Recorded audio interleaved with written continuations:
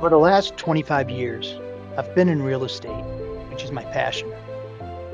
Back in 2015, I started working in the family office space directly for several prominent families on their real estate portfolios. With 70% of families losing their wealth by the second generation and 90% by the third generation, I then realized that real estate would be the missing component for families, allowing them to maintain their legacy and mitigate how much wealth is lost for future generations. It was shortly after working for my first single-family office that I started interviewing successful real estate families and industry experts. These conversations, combined with my first-hand experience of working for families on their real estate investments and currently investing on behalf of families, that has allowed me to share this knowledge with other family offices, family members, and family office professionals so they too can be good stewards of wealth. I'm DJ Van Kuren, and this is Family Office Real Estate Insights from the Family Office Real Estate Institute.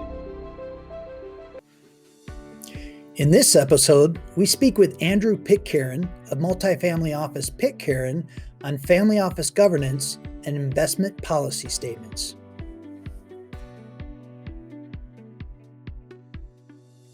So welcome to another podcast of Family Office Real Estate Insights. Today, I am very excited to have a good friend of mine and somebody who's very, very well regarded in the industry.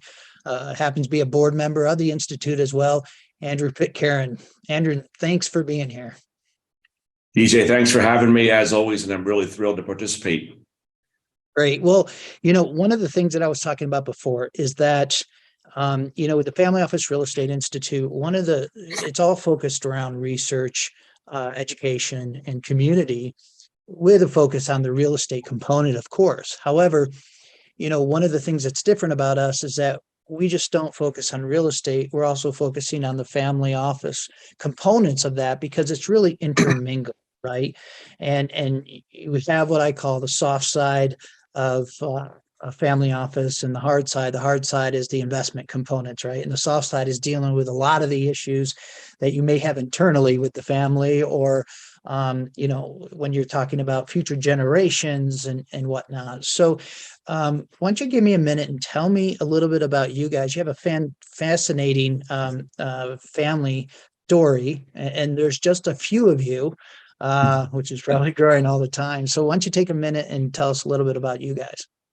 I appreciate that. And let me just also say that that's one of the things that really attracted me, DJ, when you reached out with the opportunity to participate in FOR, is that as a non-real estate professional in the family office setting, the chance to learn about real estate and how families implement real estate over generations is I'm really curious about, but also the ability for us to share kind of how we do our own investing in different sectors, how we view, family governance and decision-making, and what all of these interplays contribute to multi-generational success. So thinking about success, not over 1, 2, or 5 years, but success over 20, 50, maybe 100 years. And to that extent, we've got a little bit of experience there, as you alluded to. And I won't belabor this, but for the sake of a little bit of history, my great-grandfather came over in the mid-1800s, worked on the railroad, oil and gas, and then eventually was one of the founders of Pittsburgh Plate Glass. So PPG Industries was our founding company. That was back in 1883. He had 3 sons, and those 3 sons formed our family office in 1923. So anybody looking at the calendar realizes we are celebrating our centennial this year in 2023, 100 years as a family office. Very proud about that. And when I think about some of the things that have allowed us such success over generations is the ability to kind of embrace change, the ability to reinvent ourselves. And I think the ability to learn about different opportunities and different ways of viewing ourselves and reinventing ourselves that has helped us in this longevity. So from 1923 to 1986, we ran as a single family office for the Pitcairn family. And as you said before, we are now a Gen 7 family with hundreds and hundreds of people in our family. So that's another discussion. But in 1987, we had a big liquidity event, divesting out of Pittsburgh Plate Glass, and then opened up our doors in 1987 as a multifamily office, Pennsylvania Charter Trust Company. So I'll pause there. I hope that's helpful for the context of this conversation. Well, so the total number of family members within the Pitcairns, I believe you surpassed 600. Is that right? For sure. I was trying to avoid the question of what is the real number, but I would say between 600 and 700 is absolutely accurate. Yes. So it's more than 50 or 100. Let's put it that way. It's quite significant. The other thing too that I have to bring up, which I love, is your grandfather's brother, was it, that created a something that we see every single day, right? So actually, that's a good point. My grandfather, actually, Harold Pitcairn, was an aviator by birth, by trade, and by profession. He was a lifelong aviator. And one of his big passions in the 1920s was rotary flight. So before helicopters were invented. So he partnered up with a gentleman named Juan de Ciervo out of Spain, and they had put a rotor on top of a stubby-winged airplane and created what was called the Pitcairn Ciervo Autogyro.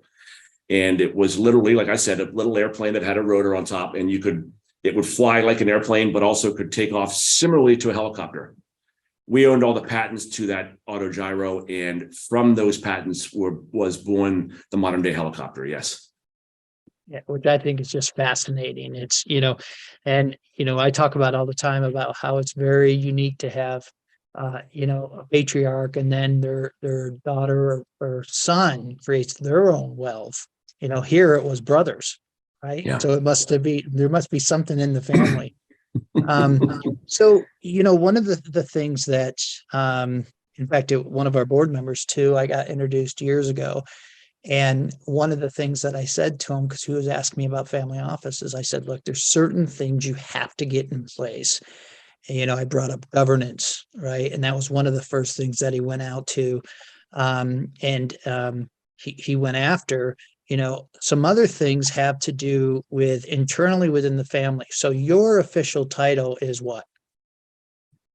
A couple of different things, but the first thing you'd probably notice on my LinkedIn profile is Family Council Chair. Okay. So we have we've been tweaking with our executive education program at the Institute and trying to include other components. Like we said that, for you, it's real estate. Say, I want to understand more about that. Well, you also have real estate people that are like, I need to understand the other side of the coin. Right. And that's why you're so valuable with your experience and with what you guys are doing there. But we're going to be talking about family councils. That's one of the things, and investment committees. So tell me, what's a family council, right? You've got a beautiful title, but tell me what the family council is, how it works, and why it's important. Sure. It's a great question. And different family councils, like different family offices, take on different agendas, different meetings, if you will. But I think there's some tried and true, by and large, things that we can all agree on. And let me back up for a minute and just say, I think one of the challenges that we all have as humans, as family businesses, as family enterprises, we like to focus on the things that we know. And it can be really daunting to take on things that we don't have expertise in, because there's inherently fear and anxiety underneath of the unknown. What's going to happen if I open up this Pandora's box? And so for us, what we realized, I would say in the 1960s and 70s, as our family grew to hundreds of members, as we've already established, that we didn't have formal governance practices in place that allowed the family a place to come and maybe just talk or be better educated, or become involved in the family business, or even be able to voice a family problem or gripe or something that we needed to be aware of. We basically just wanted to, we ran with the things that we knew, and it was really challenging for us to hear things that maybe people were complaining about, if you will, as our family grew. And so because of a family rift that we had in the 1970s, we realized we needed to figure out a platform to really, I would say, educate and listen to the broader family and ownership group, if you will, which is the Pitcairn family. And from that was born our, what we call the Family Council. Family Council is a term in our industry. Again, that is really a non-voting.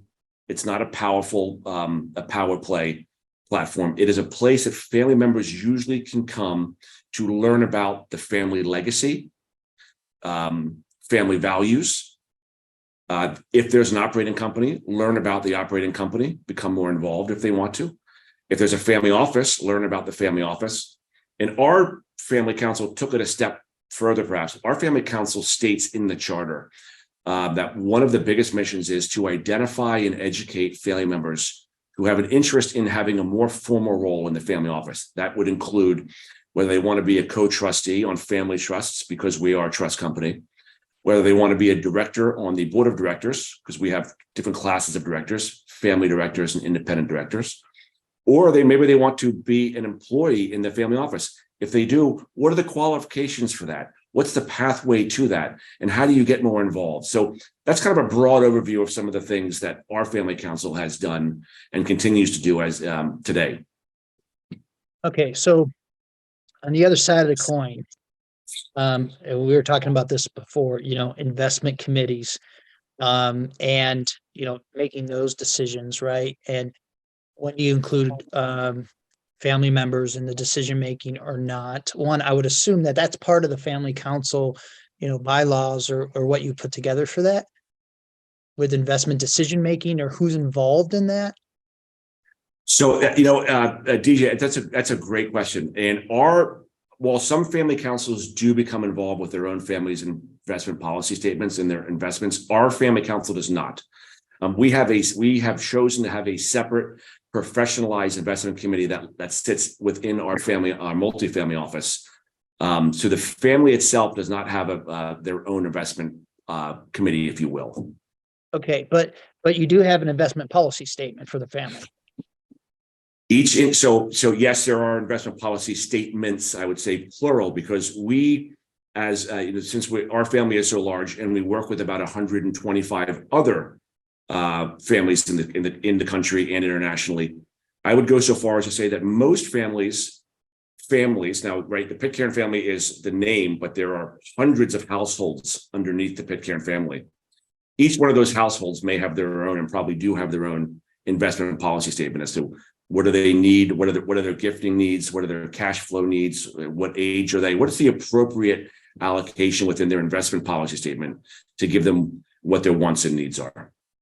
All right. So when I explain to people and I say, look, you've got the easiest way for me to explain it was the hard side and the soft side, like I said, right? So your hard side is where it's the investments. Where are we going to invest? How are we going to invest? What are we going to do? And then the soft side is dealing more with the family dynamics and the generations, right? And things like that. So that's safe to say, right? So there's sort of two separate components, right? Between the two, but yet they work together, right? It's not like one and not the other. You really need to have both. One of the things that, as you know, Andrew, I've worked for a number of prominent families and a billionaire on the real estate portfolio, but also within the family office. And I've gotten to know a lot of families over the years. And you have these families that spent their whole life building a very successful business, right? And I want to see if you think no, what I'm saying is not right. If you're like, no, you're exactly right. So they spent their whole career building this business. They did it with great people. They did it with quarterly reporting. They did it with goals and objectives and follow-up, right? And taking a look and how are we doing and how we did. But then when they exit that business, it's like they forgot what got them there. And they think, well, now it's because it's a family, office. It's like, they don't think about, am I wrong about to say that? Or is that what you see? Okay. I think you said that well. And I think it's apropos, you have some real hard drivers that go and they create wealth, and they're the hard drivers know kind of where their blind spots are and how to bring people into the fold and how to collaborate with the right individuals so they can move that forward. I think that there's a shift a lot of times when it comes to the way people view their own family. And because wealth creators are so driven much of the time, it can be easy to say, I know what's best. Let me tell you what's best for you. And that can be really, really difficult. So I always actually say the one side that you're talking about, the investments and the planning and the building the business, I call that the technical stuff. And then I call the other side, the kind of the what people call the mushy side. I call that the hard side. The soft side is really the hard side. But to your very good point, they're not bifurcated all the time, and you have to commingle them. And as an example of this, what you were just saying is, let's say that your family grows. It's really easy to be unified when you're 5 people, right? People say, I'm going to choose to be unified. I'm going to choose to be okay with whatever mom and dad say. But as people get farther down the generation, they have their own wants and needs, and families grow, and what they want changes. And so let's just pretend a group of your family says, well, I want to invest in this. And the other group in the family says, well, I want to invest in this. And then another group says, and you see how that goes. Now you've got different people with different philosophies, and it can get really contentious within a family system if you don't have open, transparent, inclusive dialogue. I want to say this real quick. People often confuse these things. 2 words, transparency and inclusiveness. They are not the same thing. You can make a decision that no one likes and say, well, I told you I was going to make this decision. That's transparent. But to be inclusive is to say, we have a decision that needs to be made. I realize that there's more people than just me that are going to be affected by these decisions. How about we sit around and do the best we can to figure out what works for the majority of the people? And if we have to bring in outside consulting or a mediator or someone to help us think through how we make effective decision-making as a family so we stay a family, and they put that as a priority, that's inclusiveness. And that right there is probably one of the main factors why, that statistics of 70% of the families lose their wealth by the 2nd gen, 90% by the 3rd gen, because there isn't that inclusiveness, right? Yeah. There is that not communication. And it seems like, a lot of the younger generations, don't even want to participate necessarily, right? They definitely didn't know how to create the wealth, right? So it's sort of, I give an example, like people that win the lottery, they usually lose the money because they didn't create it, right? But they have it. And I think, is that one of the challenges that you do see with a lot of families, that they don't have that inclusiveness, or the younger gens really don't want to deal with it and say, I'll just do my thing, or I want to focus on this, or send me the check or whatever. Would you say that? I would say that, but I want to dive into that a little bit, because what I want to be careful is that I'm not pretending to speak for other people or other generations, certainly. But I think what you're suggesting is true in a large degree, and that is the next generation, or the inheritors of the next generation, sometimes feel like they don't want to participate. And there's different reasons that I've heard for that. One of the reasons is, I think, I think I heard you allude to this, is, well, they're not wealth creators. Maybe they are wealth creators. How do we support the next generation's ideas, interests, cultivate them so they can actually be wealth creators? Not everyone is going to be an entrepreneur. Not everyone wants to be an entrepreneur. But by and large, people that have ideas and passions, how do we as family offices and family enterprises support those visions? I think that can be really challenging. And I think to the extent that people don't feel supported, now they don't want to be a part of something. So people say, oh, well, this was your idea. You created the wealth. You're going to run things the way that you want. You've never really asked my opinion as next generation. So I don't really feel invited. I'm just going to I'll go do something else. Well, that comes back to the inclusion component. Right. Absolutely. And I'm saying this is not true for everybody, but I've heard a lot of times the next generation feeling like they have not been included. And so then the question is, well, why don't you participate? No one ever told me that you wanted me to participate. Nobody ever invited me. A lot of times there's no format to, hey, we're inviting you. We're having family retreats or family meetings or an annual family reunion or a shareholder gathering. What are the mechanisms for people to include family members and actually invite them into a conversation? So, and once again, I mean, like you said, and I agree 100%. I mean, there are families that really have their act together. You guys are obviously one. You don't get to the seventh gen without that happening.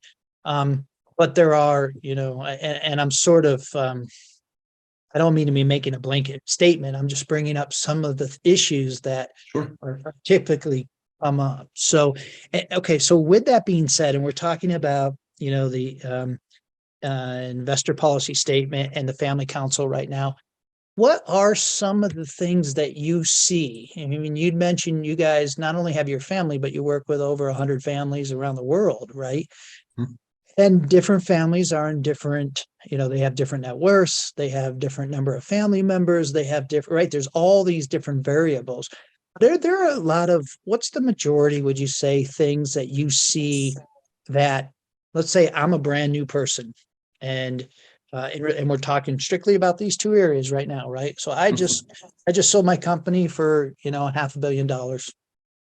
What would you say I need to be aware of that you've seen families make mistakes or do something before something else?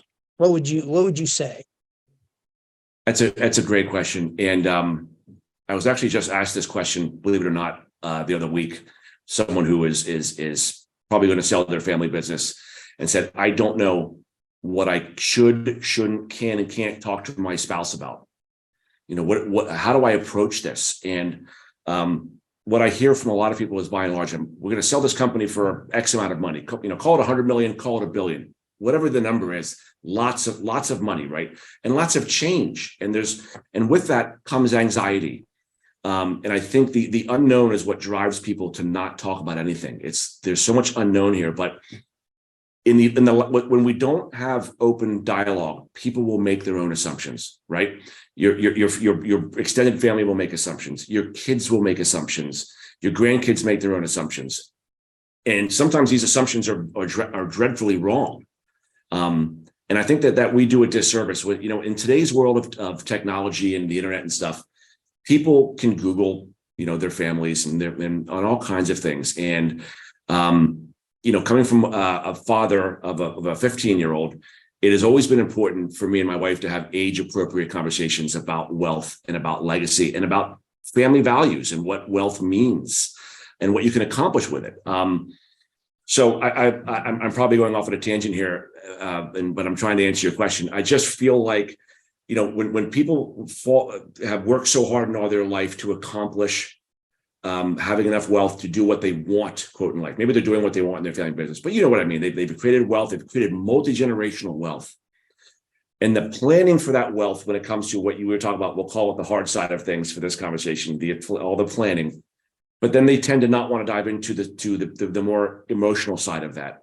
That's where the biggest pitfalls are, because people don't know what's expected of them. Did you know that I think that the statistic is over 80% of trust beneficiaries, so inheritors of wealth in trust form, say that the trust at some point in their life has been burdensome to them. And when you ask them why is it burdensome, they say, because nobody ever prepared me or told me why this was being given to me. Right. So what is it? What's the meaning of this? What's the intent of the grantor, and what should I be doing with this? And what are my responsibilities of as inheritor of wealth, not just to myself, to be responsible to myself, but what's my responsibility towards society? What's my own kind of investment policy statement that I'm accountable to, so I give back and find purpose in life outside of wealth? How do you find purpose when you don't have to do anything? So I just think that's a big hurdle that people need to talk more about, and it's difficult. Oh, I'll tell you, one of the things that you brought up, that family, real multifamily offices don't focus in on and don't really push is the education side. And I know a Yeah. number of years ago, you even hired somebody to focus in on the education, right? Component of it. Did you guys come to that decision? Because, that's not just saying education. I mean, that is like saying, no, this is needed. We're making a statement. We're hiring somebody specifically for this. So how did that come about? And what does that education include? That's a great question, and that's one of those things that we learned over the years. And I'm very humbled that you said earlier, how did you guys got to 7 generations by doing things right. And while I appreciate that, I would say that we got to 7 generations by being able to largely, hopefully, learn from our mistakes. We made our own fair share of mistakes. All families do. So I don't want to sit here and tell you that we did everything correctly. But I think the ability to look back and say, we learned a lot from the things that we didn't do well. We're willing to share those things with other families, the things that we didn't do well, in the hopes that they can learn and find solutions to things. But yes, we found that for ourselves and for all families, education is I think one of the highest topics that we need to really be focused on. And it goes back to what I was just saying, education about your family and legacy. Do you know that one of the biggest indicators of a teenager's, or actually not even just a teenager, but the biggest indicators of someone's continued happiness is the ability to relate to their past? That's a true statement. The ability to understand where you've come from, where your family's come from struggles to success to struggle to where you are today. To be able to understand that journey is not linear, right? It's a wave. It's a journey of a wave. And so when families understand where they've come from, members of family understand that. It's an indicator, a true indicator of their happiness, that they just understand that journey. I'll say this: education should be around the family values, the family legacy, the family business, if there was one, all kinds of things, family trust, inheritance. Age-appropriate education along the generations is very, very important. But I also think education, people forget education, I think, has another side to it. A lot of times we want to just teach the next generation. Let me teach you these things. One of the biggest things to be educated about is the listening part of things. If you just ask the next generation the right questions, I'm willing to bet you they'll tell you if you just say, I want to listen to you. So listening to me is a big part of education. Listening. But I do want to say, to your point about hiring someone for education, to us was very important. We actually hired a colleague named Amy Hart-Klein, who is our Chief Knowledge and Learning Officer, and she has developed numerous programs, one of which is called the Gen 7 Project, which is a next-gen education program for our clients' children. And so it's to do exactly what we're talking about here. Make sure that they are prepared for life's journey, whatever that means for their individualized family's needs, whether they have a family business or they're inheritors of wealth, that there's a place that they can come together and talk to each other about some of the challenges and opportunities about being from families of means. One of the things that I met a gentleman, he's passed now, and he sold his company. I mean, obviously I won't say who it is, but it was a fair amount. It was like 400 million. And he gave me his card. I have it still to this day. His title was Investor in Training, which I absolutely loved. Yeah. But what he did is, and he was telling me this, and I was just fascinated by it. He would give the grandkids like $1,000 and say, you need to choose what charity you're going to give this to. And all of a sudden they got engaged and they started realizing, oh my gosh, I really need to choose something that I'm passionate about, that I like. Once again, it goes back to the involvement, right? It goes back to the teaching, right? The whole part of it. Now, one of the things I will say over the last couple of years, and you've been doing this for a long time, but a lot of people have been saying they're a family office, but they're not really a family office, right? One of the things that I say is, I'm like, look, if you're helping with the investments, but not helping with this, what I call the soft side, right? The family issues, the dynamics, the planning, the transitions, etc. You're really an RIA, right? It's not holistic. And that's really what you guys do, right? I mean, but you have to take that whole holistic component, right? Now for us, I am the believer that, real estate can help maintain that legacy and to build additional wealth, because there's so many benefits to it. But at the end of the day, if you have all this money or you have all these assets, it doesn't mean anything if there's not that family council component, right? That investment policy statement, that communication, that education, that the involvement with the family, right? I mean, you can't have one without the other. And I assume you'd agree to that, right? I'm biased, but I would agree to that. Yeah. So I'll tell you, Andrew, this has been fantastic because, too often we get into, we'll talk about, like I said, real estate, but there's so much more to that and what wealth brings, you know. What made you guys transition into helping other families? I mean, you've got you've got you've got plenty of people within your family. It's not like you've got 10 or 20 people. I mean, you could literally, you know, I mean that's you have your own quote unquote multi-family internal family office, right? But why did you start having other families? How did that whole thing happen? That's a great question, and there's a couple different facets to that conversation. So I'll say this: when we divested out of Pittsburgh Plate Glass, and we found ourselves without an operating company and without our legacy operating company, we had been asked, for a long time from outside families, hey, why can't you do what you're doing for the Pitcairn family? Can I come on board? Can I? So there was outside interest for a long time to join our platform. We just always said no. This is for the Pitcairn family.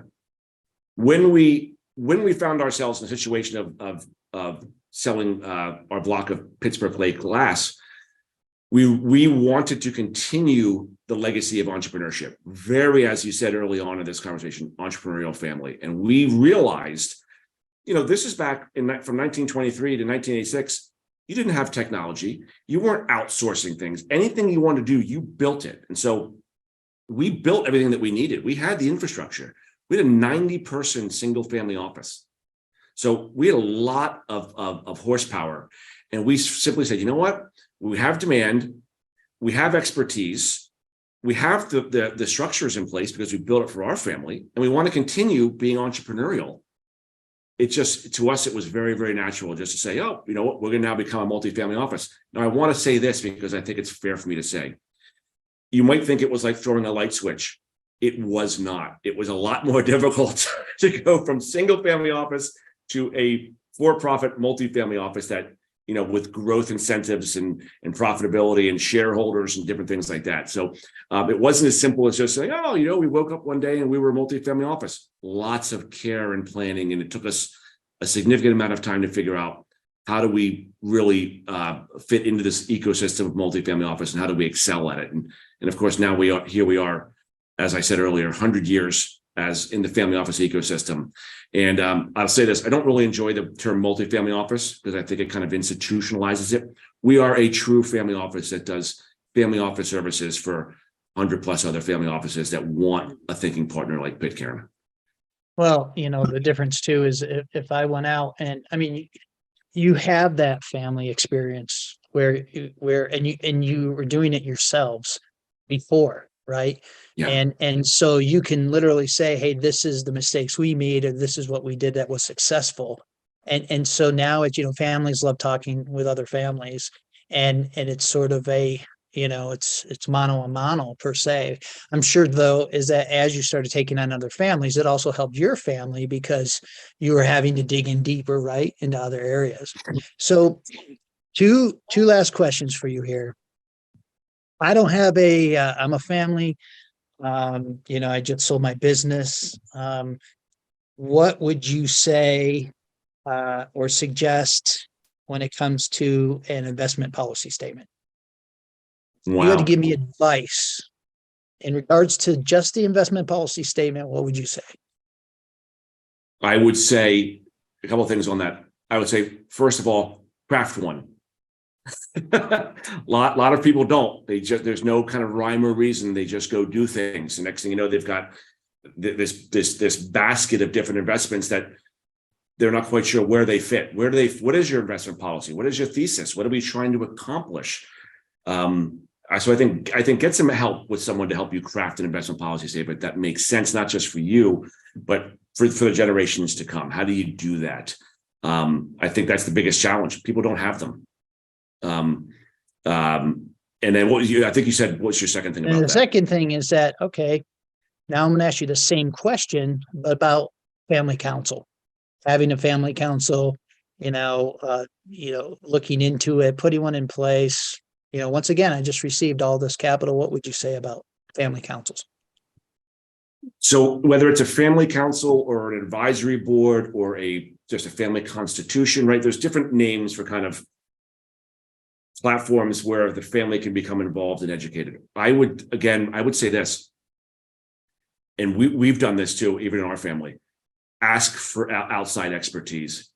Grab a family business consultant, someone that you've known, or someone that you've come to know, that you jive with, that you feel comfortable with, that can help you navigate the inherent ups and downs of families. Because without outside people helping push things along, it's like pushing a string up a hill. You can get so far and then it stalls, and people and there's no accountability around it. So I find, even with our family, as much experience as we have, if we need outside help, we'll bring in some outside consultant to help us think through what our next iteration is trying to do. The same as I would recommend for other families. Find someone that can help you clarify, achieve, and put a plan in place for your vision for the now generation and for future generations. I just think it is money that will pay back exponentially. Well, and you'd include in there governance as well, right? Yeah, it's funny, DJ, I have to say this. Governance, I've used the quote, governance is this big word, and I think it's scary to some people. Governance really means figure out the process that works for you and your family, institute some guardrails around it, figure out how to have transparent and inclusive conversations, and most importantly, value yourself and your relationships in your family system. That's good governance. Good governance is telling people that you care about them, that you want to have a conversation, that you want them to be part of something, and that they feel included. Because when people feel included, they want to be part of something broader. And I just think that's what's underlying this big scary word that we use called governance. Well, I'm going to tell you, and I'll finish up on this, Andrew, because I think we could go on into many other directions as well. But I say that I'm the with real estate, I'm an evangelicist. That I'm just like, this is what's going to help you maintain the wealth and build a legacy because of being a hard asset and everything else. However, you can't have a yin without a yang, right? So that is why what we just spoke about is so important, and why these are the topics that we include in the Exec Ed program. When we have our summit coming up, this is going to be a topic of conversation, because you can't really have one without the other, right? I mean, you could have all the best, conversely, you could have all the best policies and everything in place and family council, but if you don't have any money, you don't even need that, right? So it goes one in another. But Andrew, thank you so much for participating today. This was great. And, we'll have to do this again, maybe into another topic, because what you guys are doing, I think, is just fantastic, because, you are including that education component of it. I do know that you brought on somebody on the investment side internally, but once again, it's not this whole true multifamily office is cohesive, right? Yeah. And that's what's important, so that people can be just like you guys and get to the seventh generation and beyond. So thanks for being on today, Andrew, and I'll look forward to talking to you soon. DJ, thanks for having me. It's always great, and looking forward to seeing you soon.